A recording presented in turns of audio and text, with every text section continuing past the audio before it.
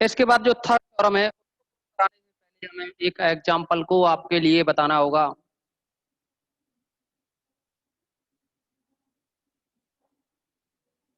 जैसा कि आपको बताया गया कि थ्योरम नंबर जो थर्ड है उसे प्रूव कराने से पहले आपके लिए एग्जाम्पल बताया जाएगा,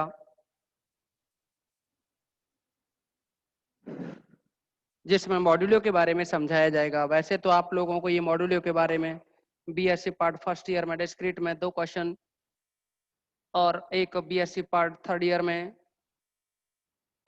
में तो काफी क्वेश्चंस हैं। बीएससी पार्ट जो फर्स्ट ईयर है उसमें जो डिस्क्रीट थी, वहां जब आपको ग्रुप थ्योरी कराई गई थी, डिस्क्रीट में जब आपको ग्रुप थ्योरी कराई गई थी तो वहां जरूरत पड़ी थी मॉड्यूलो की। और जब सेकेंड ईयर में फील्ड कराया गया था तो वहां भी जरूरत पड़ी थी। इस समय एग्जाम्पल नंबर फर्स्ट है ये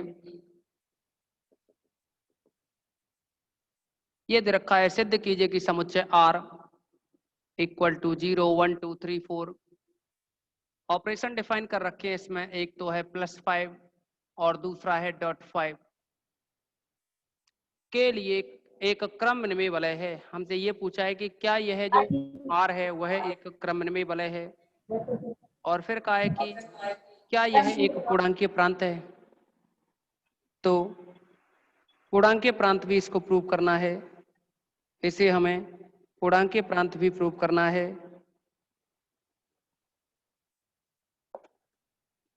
आप इसको प्रूव करने से पहले इसकी जो ऑपरेशन टेबल हैं संक्रिय सारणी उनको बनाएंगे, और संक्रिय सारणी ही मेन होती हैं। एक तो +5 ऑपरेशन के लिए, दूसरा है .5 ऑपरेशन के लिए। +5 के लिए ये है 0 1 2 3 4, 0 1 2 3 4। 0 में 0 ऐड करेंगे तो 0 आएगा, 0 में 1 ऐड करेंगे 1 आएगा, 2 आएगा, 3 आएगा, 4 आएगा। वैसे ही 1 + 0 ऐड करोगे तो फिर ये 1 आएगा, 1 + 1 ऐड करेंगे तो 2 आएगा, 1 + 2 3 होगा, 1 + 3 4 होगा, 1 + 4 5 होगा। अब जैसे ही ये 5 होगा तो हम क्या करते हैं इसमें से कि जो मॉड्यूलो 5 की कंडीशन लगी हुई है उस मॉड्यूलो 5 की कंडीशन के अकॉर्डिंग, मॉड्यूलो 5 की कंडीशन के अकॉर्डिंग यहाँ जो ये +5 है इसके अकॉर्डिंग आपने देखा कि ये बना था 1 + 4 5 होना चाहिए था। तो इस मॉड्यूलो 5 में जो 5 है तो इस 5 को माइनस करने पे क्या आया, 0 आया, तो हमने 0 लिखा। वैसे ही 2 + 0 करेंगे तो 2 आएगा, 2 + 1 करेंगे 3 आएगा, 2 + 2 किया तो 4 आया, 2 + 3 करेंगे तो 5 आएगा, 5 में से 5 माइनस करेंगे 0 आएगा, फिर 2 + 4 करेंगे तो 6 आएगा, उस 6 में से मॉड्यूलो 5 को माइनस करेंगे तो 1 आ जाएगा। ऐसे ही फिर से 3 + 0 करेंगे 3 आएगा, 3 + 1 करेंगे 4 आएगा, 3 + 2 करेंगे 5 आएगा, 5 का 5 - 5 करने के बाद 0 आया, और 3 + 3 किया तो 6 आएगा, तो 6 - 5 किया तो 1 बनेगा। फिर यहाँ 3 + 4 7 होगा, 7 - 5 करेंगे तो 2 आएगा। इसी तरह से 4 के लिए करो तो 4 + 0 4 आएगा, 4 + 1 5, 5 - 5 करते हुए 0 बना, 4 + 2 6, 6 माइनस का 5 करोगे तो 1 आएगा, यहाँ 2 आएगा, यहाँ 3 आएगा। ये टेबल इस तरह से कंप्लीट होगी। अभी तो क्या है, एडिशन के लिए टेबल तैयार की है, अभी मल्टीप्लिकेशन के लिए इस टेबल को तैयार करें। तो ये तो एलिमेंट्स यही रहेंगे 1 2 3 4, इधर भी 0 1 2 3 4। अब मल्टीप्लाई करें, 0 × 0 करोगे 0 आएगा, 0 × 1 करेंगे 0 आएगा, यानी ये तो 0 ही रहेंगे। इसके बाद 1 × 0 करेंगे 0 आएगा, 1 × 1 1 आएगा, 1 × 2 2 आएगा, 3 आएगा, 4 आएगा, 2 × 0 करने पे 0 आया, 2 × 1 करने पे 2 आया, 2 × 2 करोगे तो 4 आएगा, 2 × 3 करेंगे तो 6 आएगा, 6 आएगा। तो अब यहाँ जो मॉड्यूलो 5 है इस 5 से डिवाइड करेंगे तो रिमाइंडर क्या रहेगा, शेष फल है वो 1 रहेगा, शेष 1 रहेगा। तो उस शेष 1 को लिख देते हैं यहाँ। ऐसे ही फिर 2 × 4 करोगे तो 8 आएगा, उस 8 में आप 5 का भाग लगाएंगे तो शेष बनेगा 3। यहाँ एक बार भाग पूरा चला जाएगा लेकिन शेषफल आएगा 3, तो उस 3 को लिखेंगे। ठीक इसी तरह से 3 का गुणा 0 से करोगे 0, 3 गुणा 1 करेंगे 3 आएगा, 3 गुणा 2 6 होगा, 6 में वही शेषफल 1 बचेगा, 3 तिया 9 होगा, शेषफल 4 बचेगा, 3 गुणा 4 12 होगा, 12 का शेषफल 2 बचेगा। 5 का भाग देने के बाद शेषफल की बात कर रहे हैं, क्योंकि 5 ही यहाँ मॉड्यूलो 5 है, वो ही वो दे रखा है अवशेष। अब आप 4 का गुणा 0 से करेंगे 0 आएगा, 4 गुणा 1 करेंगे तो 4 आएगा, 4 गुणा 2 करेंगे 8 आएगा, लेकिन शेषफल 3 रहेगा। 4 गुणा 3 12, शेषफल 2, और 4 गुणा 4 16, शेषफल 1। क्योंकि 16 में 5 का भाग अगर आप दोगे तो शेषफल 1 ही बचेगा। 5 का भाग 16 में देंगे, 3 बार भाग पूरा जाएगा और शेषफल कितना आएगा 1। इस तरह से ये दोनों टेबल बन गई आपके पास। अब हमें करना क्या है, इसमें वलय प्रूफ करवाया है, तो वलय प्रूफ करने के लिए आप लोगों को हमने बताया कि वलय की जो कंडीशन है, वलय प्रूफ करने के लिए जो कंडीशन है, सबसे पहले है योग के लिए, योग के लिए आबेली ग्रुप, योग के लिए आबेली ग्रुप। अब क्योंकि योग के लिए आबेली ग्रुप है, इसका मतलब है आबेली ग्रुप की कंडीशन जो होती है उसमें पहला होता है समृत, दूसरा होता है साचर्य, तीसरा होता है प्रतिलोम, तत्समक की बात कर लो पहले, तत्समक, चौथा होता है प्रतिलोम, इसके बाद होता है क्रमन्वय। यानी जोड़ के लिए जो टेबल बनी हुई है आपको, ये जो टेबल है योग वाली, इसको आपको ये पांचों कंडीशन सेटिस्फाई करनी है। इसके बाद में दूसरा है गुणन के लिए, तो गुणन के लिए बताया गया है आप लोगों से कि गुणन के लिए साचर्य होना चाहिए। अगर गुणन के लिए साचर्य हो जाए, और लास्ट जो पॉइंट है वह है बंटनता, इस बंटनता को भी सेटिस्फाई करना है। बंटनता के लिए वैसे आपको बता रखा है, कोई भी 3 एलिमेंट्स अगर आर के हों तो A dot B plus C करो तो A dot B plus A dot C होना चाहिए। और दूसरा, ये तो लेफ्ट साइड से होता है डिस्ट्रीब्यूशन, अभी राइट साइड से बात करें B plus C dot A की बात करें तो ये बनेगा B dot A plus C dot A, B dot A plus C dot A.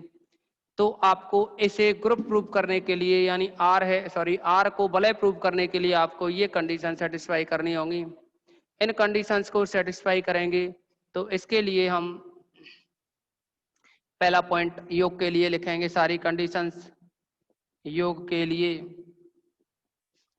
तो योग के लिए सबसे पहले समृत चेक करेंगे, समृत। और समृत में क्या है कि इस संक्रिया सारणी के जो भी अवयव हैं, जितने भी अवयव इस संक्रिया सारणी में आए वो सारे के सारे अवयव आर के हैं। इसीलिए आर क्या है, +5 संक्रिया के लिए समृत होगा, जो कि संक्रिया सारणी के सभी अवयव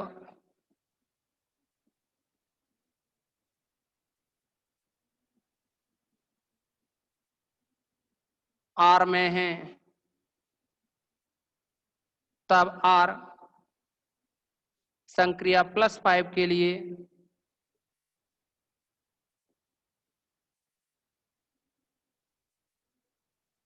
समृत है। दूसरा पॉइंट है साहचर्य। साहचर्य को अलग अलग अवयव ना लेकर के एक साथ इसको लिखेंगे।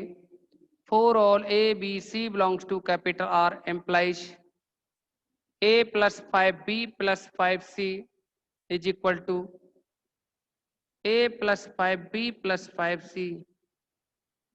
ये होगा, आप चाहो तो कोई भी एलिमेंट्स लेकर के देख लो, इसके कोई भी 3 एलिमेंट लें, जैसे कि हम 1 2 3 लें, 1 2 3 1 plus 5B plus 5C, B और सी की जगह 2 3 है, 2 3, तो देखेंगे इसमें ए की जगह 1 है, +5 बी की जगह 2 है, +5 सी की जगह है 3। अगर आप देखें 2 + 5 3, यानी 2 + 3 करोगे, 2 + 3 करने पे देखो 2 है +3 है, तो 2 के सामने 3 के नीचे देखेंगे टोटल वैल्यू क्या है 0, तो 1 + 5 ये 0 रहा ना, 2 और 3 को जोड़ा मॉड्यूलो 5 अवशेष लेते हुए।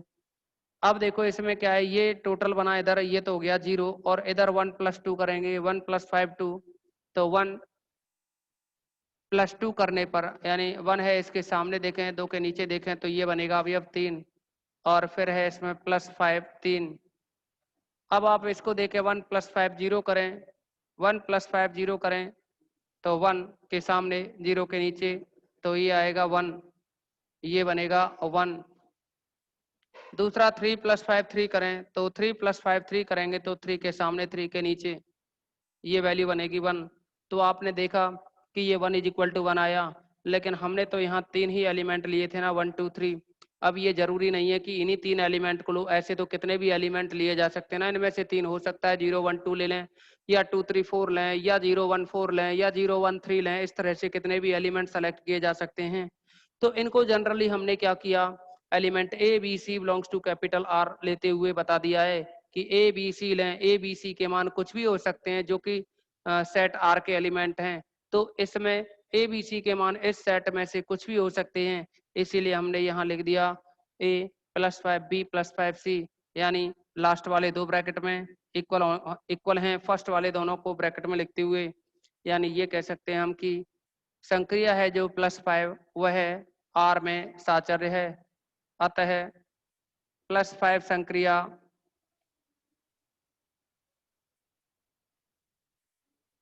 आर में साहचर्य है। अभी इस साहचर्य के बाद में तत्समक की बात करें तो आप देखेंगे इसमें संक्रिय सारणी से स्पष्ट है कि संक्रिय सारणी से स्पष्ट है कि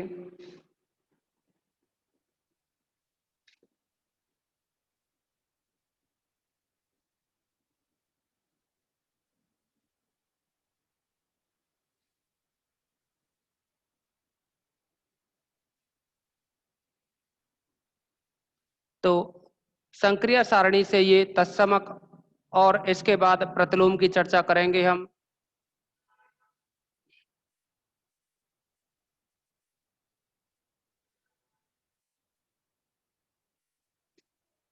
आपने देखा कि तत्समक के बारे में कि संक्रिय सारणी से एलिमेंट जो दे रखे हैं 0 1 2 3 व 4 के प्रतिलोम के तत्समक क्रमशः है। देखिए टेबल से जो आइडेंटिटी एलिमेंट चेक करते हैं वो किस तरह से करते हैं, आप देखेंगे इसमें कि 0 के लिए तत्समक देखो यहाँ 0 1 2 3 4, ये वाला जो कॉलम है 0 1 2 3 4 इसके जैसा यहाँ टेबल में एक और मिलेगा और 100% मिलेगा आपको, पर एक ही मिलेगा ऐसा कॉलम। ऐसा भी नहीं है कि टेबल में ऐसे कॉलम 2 मिल जाएं। देखिए 0 1 2 3 4 है, यहाँ 0 1 2 3 4 है, तो अब कोई भी ऐसा नहीं होगा जो 0 1 2 3 4 हो इनमें से। तो इस कॉलम के जैसा 0 1 2 3 4 के जैसा यहाँ एक कॉलम है और इसके ऊपर है 0। तो इसमें जो एडिशन के लिए तत्समक हो गया 0 1 2 3 4, या ये कहते हैं संक्रिय सारणी से सीधे ही लिखें इसको, सभी एलिमेंट के लिए एक ही रहेगा। संक्रिय सारणी से स्पष्ट है कि +5 संक्रिया के लिए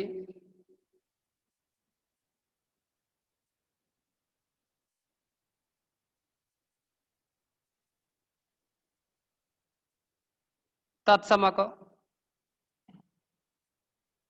0 है। अब तत्समक के बाद में हम प्रतिलोम की चर्चा करेंगे इनवर्स के बारे में, तो यह भी संक्रिय सारणी से निकालेंगे। संक्रिय सारणी से अवयव 0 1 2 3 4 के प्रतिलोम क्रम से देखेंगे आप कि तत्समक तो आपका 0 है, 0 1 तो टेबल में यहाँ है, सभी में एक एक यानी एक एक पंक्ति में एक एक बार 0 आएगा। अगर हमें 0 का प्रतिलोम निकालना है तो 0 के सामने तत्समक ये 0, इसके ऊपर अवयव 0, कॉमा 1 का अगर हमें प्रतिलोम निकालना है तो एक के सामने तत्समक देखेंगे ये है योज्य तत्समक, इसके ऊपर है 4।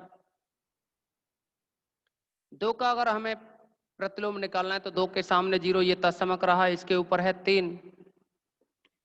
3 के लिए तत्समक 0 ये है, इसके ऊपर प्रतिलोम रहा फिर 2। 4 के लिए बात करें तत्समक 0 यहाँ है, इसके ऊपर एलिमेंट है 1। तो ये हो गए इनके प्रतिलोम। अभी प्रतिलोम के साथ साथ अभी तो हमने क्या है समृत, एक तो ये पॉइंट, दूसरा ये पॉइंट, तीसरा ये पॉइंट, चौथा ये प्रतिलोम अभी क्रम में रह गया है। क्रम में को सॉल्व करने के लिए क्या करेंगे यहाँ हम कि ये जो टेबल दे रखी है ऑपरेशन टेबल, इसका जो प्रिंसिपल डायगोनल होता है यानी मुख्य विकर्ण वो इस तरह से होगा, ये इसका मुख्य विकर्ण होगा। अब आप देखेंगे कि ये जो टेबल है यह इस मुख्य विकर्ण के सापेक्ष सममित है। सममित का मतलब है जैसे कि अगर यहाँ बीच में एक मिरर रख दिया जाए तो आपको इधर वाले एलिमेंट्स की इमेज इस साइड में दिखेगी, जैसे कि 1 की इमेज 1, 2 की इमेज 2, 3 की इमेज 3, इस 3 की इमेज इधर 3, 4 की इमेज 4 है, इस 4 की इमेज इधर है, और ऐसे ये 0 0 तो 0 1 1 2 2। तो हम ये कह सकते हैं कि संक्रिया सारणी मुख्य विकर्ण के सापेक्ष सममित है, इसीलिए यह +5 संक्रिया के लिए R सममित होगा। अभी अगर हम इसमें क्रम विनिमय की बात करें, क्रम विनिमय जो कि संक्रिया सारणी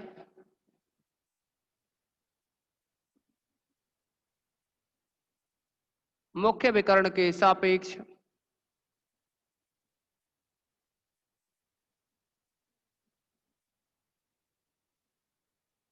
सममित है, तब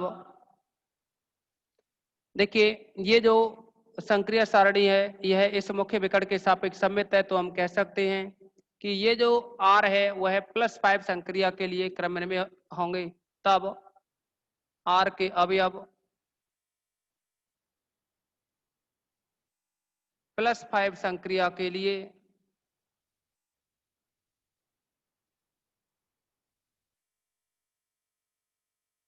क्रम में होंगे।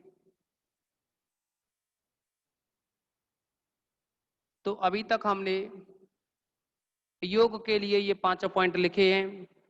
अभी गुणन के लिए साहचर्य और बताना है। गुणन के लिए साहचर्य, तो जैसे हमने योग के लिए साहचर्य बताया ठीक उसी तरह से गुणन के लिए लिख दिया जाएगा। गुणन संक्रिया के लिए साहचर्य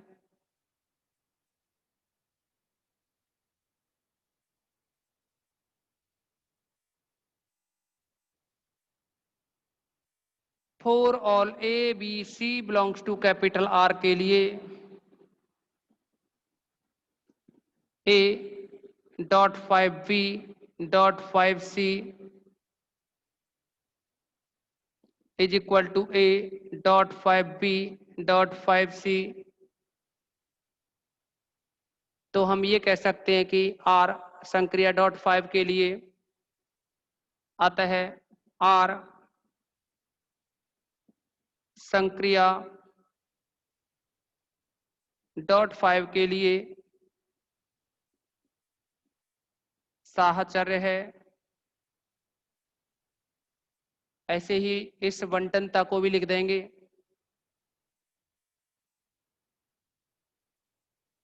गुणन की योग पर बंटनता हर एक एलिमेंट्स के लिए चेक करके नहीं बताते, for all A B C belongs to capital R करके ही इसको रिप्रेजेंट करना होता है। तो इसको हम ये कह सकते हैं for all A B C belongs to capital R. First वाली देखिए 2 बंटनता के लिए कंडीशन होती हैं, एक तो A.B+5C, तो यह बनेगा A.5B, फिर है +5, दूसरा है A.5C। सेकंड पॉइंट है फिर इसका ये वाला B+5C.5A इक्वल में आएगा B.5A और +5C.5A। तो जैसा कि आपने देखा यहाँ कि ये वलय की सारी कंडीशंस हो गई। तो हम कह देंगे कि तब कैपिटल R प्लस 5.5 एक वलय है। अभी आप देखेंगे कि इस क्वेश्चन में आपसे एक और बात पूछी है और वो ये है कि क्या यह एक पूर्णांकीय प्रांत है। तो आप देखेंगे कि ये पूर्णांकीय प्रांत है क्योंकि यह एक, या ये कह दें चूंकि वलय R एक पूर्णांकीय प्रांत है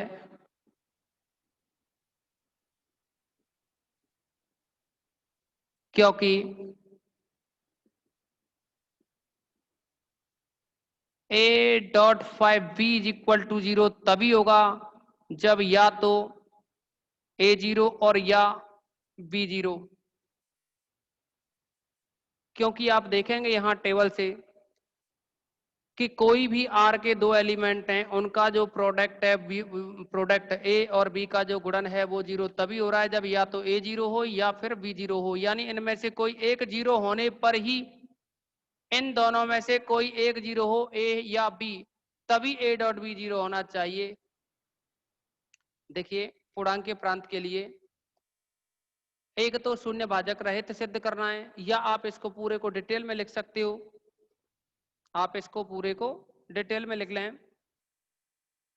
पूर्णांकीय प्रांत के लिए आपको बताया था कि तत्समकी यानी एक तो क्या है, इकाई सहित वलय हो, दूसरा शून्य भाजक रहित हो, और तीसरा है गुणन के लिए क्रमन्वय। तो आप इसको देखेंगे गुणन तत्समक की अगर हम बात करें, गुणन तत्समक की अगर आप बात करें तो इसमें गुणन के लिए जो तत्समक है 0 1 2 3 4 जैसा कॉलम यहाँ है 0 1 2 3 4 तो तत्समक हो गया ऊपर 1, जैसे योज्य तत्समक निकाला वैसे ही गुणन तत्समक। तो यहाँ लिखे हम संक्रिया सारणी से गुणन तत्समक 1 है।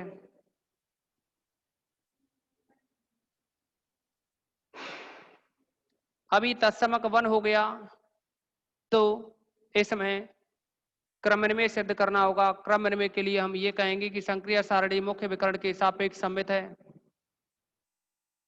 क्रमन्वय की बात करें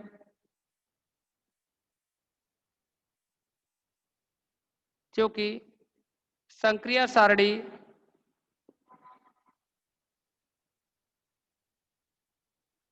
मुख्य विकर्ण के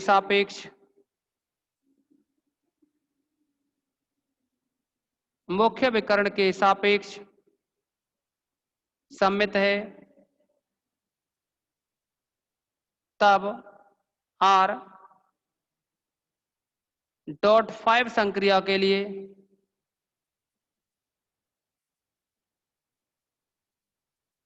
क्रमन्वय है।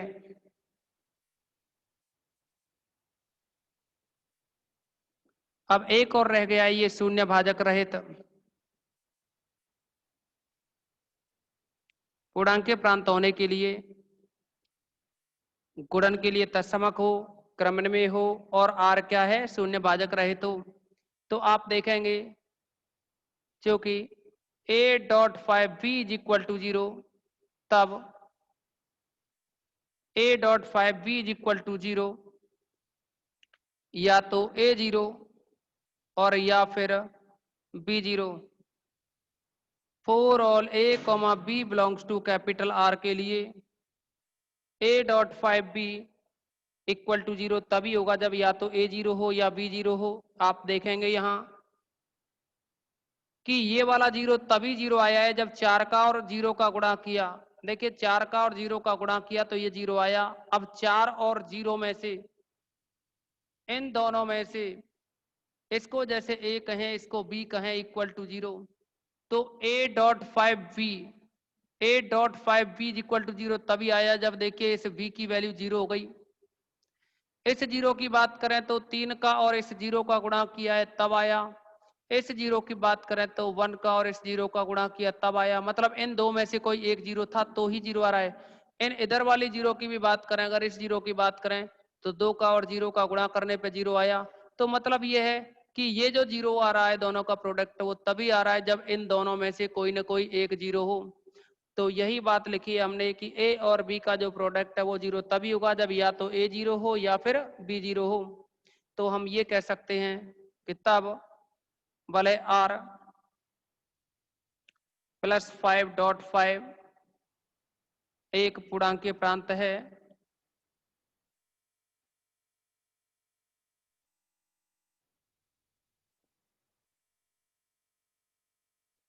आप सभी स्टूडेंट्स इसका स्क्रीनशॉट लेंगे और इस मीटिंग में बस इतना ही रखेंगे। आप लोग क्या है इसमें कुछ थ्योरम्स हैं 3rd नंबर की, 4th नंबर की, 5th नंबर की, इनको एक बार पढ़ोगे घर पे ताकि कल अच्छे से समझ में आए कुछ। मीटिंग एंड करते हैं।